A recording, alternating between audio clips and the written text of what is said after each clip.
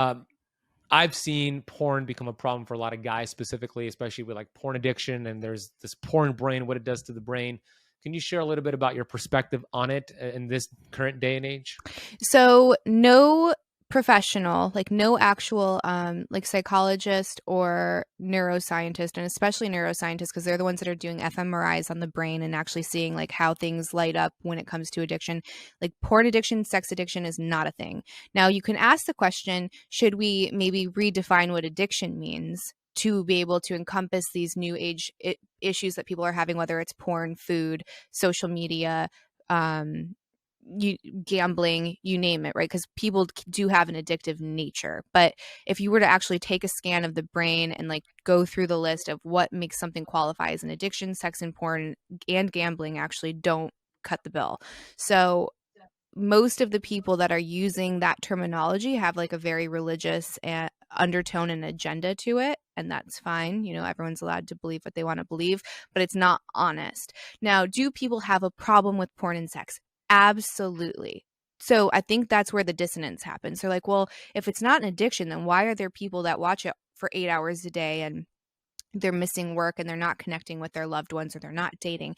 So from the neuroscientists that I've spoken with on my podcast and actual sex researchers that are involved in this space, it's more of like a compulsion issue.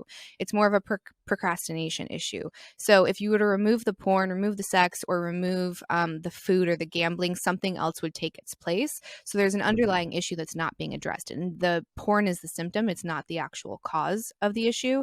So I think we're all facing a crisis of connection. I think that's not uniform to just men. I think it's showing up in men as porn, and that's just the data that's more easily and readily available. So that's kind of what we're focusing on. And again, like that subject is so highly charged and sensationalized. So again, it's getting a lot of attention, but you have to like ask, why are you avoiding connection with people? Maybe it's fear of rejection, maybe it's fear of failure, whatever it is, but you have to get down to that. And if it's a problem within a relationship, again, if you're just trying to get rid of the porn because you have jealousy, you're not going to actually fix the issue with your partner.